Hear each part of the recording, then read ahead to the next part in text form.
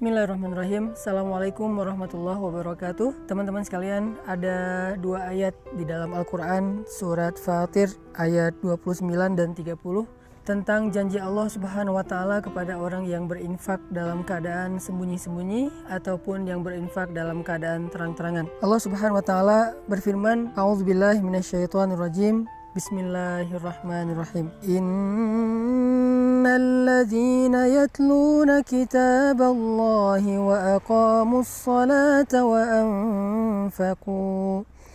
anfaqu mimma razaqnahum sirran wa alaniyah yarjuna tijaratan lan tabur liyuwaffiyahum ujurahum wa yazidahum min fadlih innahu ghafurun syakur.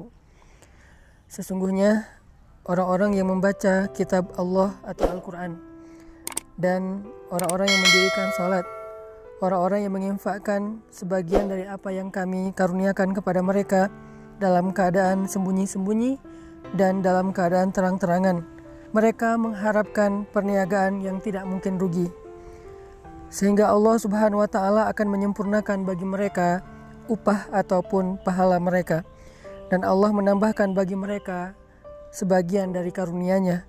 Sesungguhnya Allah Maha Pengampun lagi Maha menghargai. Teman-teman sekalian, di dalam ayat ini Allah Subhanahu wa Ta'ala menjanjikan banyak hal kepada orang yang berinfak.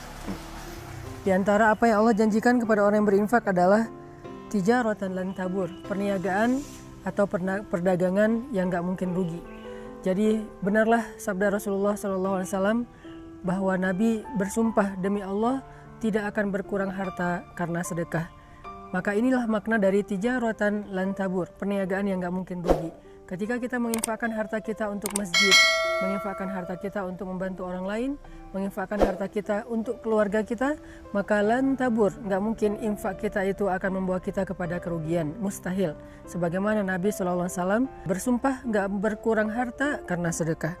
Kemudian yang kedua, Allah Subhanahu wa Ta'ala juga menjanjikan liyuwaffiyahum ujurahum, Allah akan menyempurnakan bayaran untuk mereka. Ujur dari kata ujrah dalam bahasa sehari-hari kita itu adalah upah ataupun bayaran.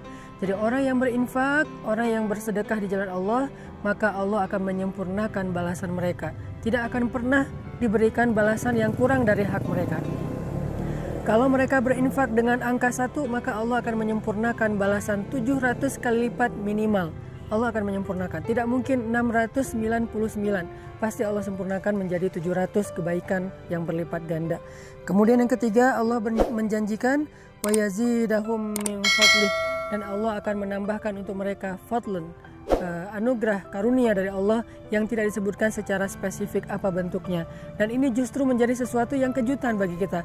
Bisa berbentuk kebahagiaan, bisa berbentuk kehormatan, kemuliaan, keluarga, dan banyak hal, kesenangan, ketenangan, dan seterusnya di antara karunia-karunia Allah Subhanahu wa Ta'ala. Maka dari itu, salah satu cara untuk mendapatkan keuntungan dan kebaikan yang berlipat ganda itu adalah infak fi sabilillah sirran wa alaniyah, dalam keadaan terang-terangan ataupun dalam keadaan sembunyi-sembunyi.